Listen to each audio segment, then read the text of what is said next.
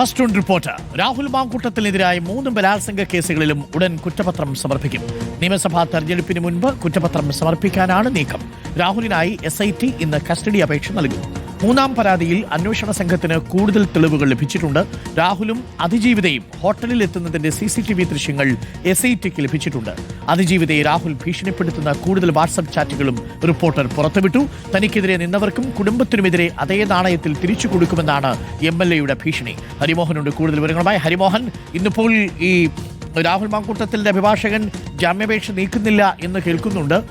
എന്താണ് തിരുവല്ലയിൽ സംഭവിക്കുക എന്നുള്ളതാണ് പ്രധാനപ്പെട്ട കാര്യം. SIT 7 ദിവസത്തേക്ക് കസ്റ്റഡിയിൽ വാങ്ങും എന്നറിയുന്നു. അതിനിടയിൽ ഇപ്പോൾ പുറത്തു വന്നിരിക്കുന്ന ഈ ശബ്ദ സന്ദേശങ്ങളും ഒപ്പം തിരുവല്ലയിലെ ഹോട്ടലിൽ നിന്ന് SIT കണ്ടെത്തിയിരിക്കുന്ന ദൃശ്യങ്ങളും രാഹുലിന് കൂടുതൽ കുരുക്കായി മാറുകയല്ലേ?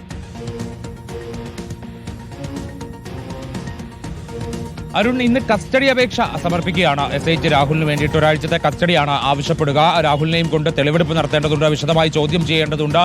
പല കാര്യങ്ങൾ, പല ഇലക്ട്രോണിക് ഡിവൈസുകളും വീണ്ടെടുത്തുകൊണ്ട് അവ ശാസ്ത്രീയ പരിശോധനയ്ക്ക് അയക്കേണ്ടതുണ്ട്. ഒട്ടേറെ കാര്യങ്ങൾ രാഹുലിനെ കസ്റ്റഡിയിൽ വെച്ചുകൊണ്ട് ചെയ്യേണ്ടതുണ്ട് എന്നുള്ളതാണ് SIT കോടതിക്ക് മുമ്പിൽ പറയുക. തിരുവല്ല മജിസ്ട്രേറ്റിന് മുൻപാകെയാണ് ഈ കസ്റ്റഡി അപേക്ഷ നൽകുക. പക്ഷേ ഇതിനോടകം തന്നെ രാഹുലിന്റെ അഭിഭാഷകൻ ജാമ്യാപേക്ഷ നൽകിയിട്ടുണ്ട്. പക്ഷേ ആ ജാമ്യാപേക്ഷയിൽ ഇന്ന് വാദം കേൾക്കണമെന്നുള്ള ഒരു ആവശ്യം രാഹുലിന്റെ അഭിഭാഷകൻ മുന്നോട്ട് വെച്ചിട്ടില്ല. കസ്റ്റഡി അപേക്ഷയിൽ എന്താണ് ഈ പ്രോസിക്യൂഷൻ പറയുക, കസ്റ്റഡി അപേക്ഷയിൽ എന്താണ് കോടതിയുടെ ഒരു മൂഡ് എന്നത് അറിഞ്ഞതിന് ശേഷം മാത്രമേ ഉള്ളൂ ഈ ജാമ്യാപേക്ഷയിൽ വാദം കേൾക്കാനുള്ള ആവശ്യവുമായി മുന്നോട്ട് പോകുക. ഒരു പക്ഷേ അത് നാളെ ആയിരിക്കും ജാമ്യാപേക്ഷയിൽ വാദം കേൾക്കണമെന്നുള്ള ഒരാവശ്യം, നാളത്തേക്ക് കേൾക്കണമെന്നുള്ള ഒരു ആവശ്യമായിരിക്കും മുന്നോട്ട് വെക്കുക എന്നുള്ളതാണ് ഈ ഘട്ടത്തിൽ മനസ്സിലാക്കുന്നത്. പക്ഷേ SITയെ സംബന്ധിച്ച് കസ്റ്റഡി ഇപ്പോൾ 7 ദിവസത്തെ ചോദിച്ചിട്ടുണ്ട്. അതൊരു 3-4 ദിവസമെങ്കിലും കിട്ടുമെന്നുള്ള ഒരു പ്രതീക്ഷയാണ് നിലവിൽ SITക്കുള്ളത്. അങ്ങനെ ലഭിച്ചു കഴിഞ്ഞാൽ ഉടൻ തന്നെ വിശദമായി ചോദ്യം ചെയ്തുകൊണ്ട് തെളിവെടുപ്പടക്കം പൂർത്തീകരിക്കേണ്ടതുണ്ട് എന്നുള്ളതാണ്.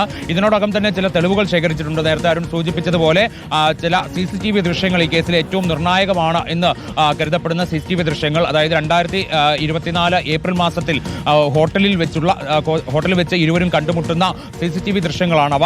ആ ദൃശ്യങ്ങൾ ഈ കേസിൽ വിശദാംശങ്ങളിലേക്ക് വരാം. ബ്രേക്കിംഗ് അവേഴ്സിൽ ഹരി ഇപ്പോൾ വളരെ പ്രധാനപ്പെട്ട ഒരു വാർത്ത വരുന്നുണ്ട്. നമ്മൾ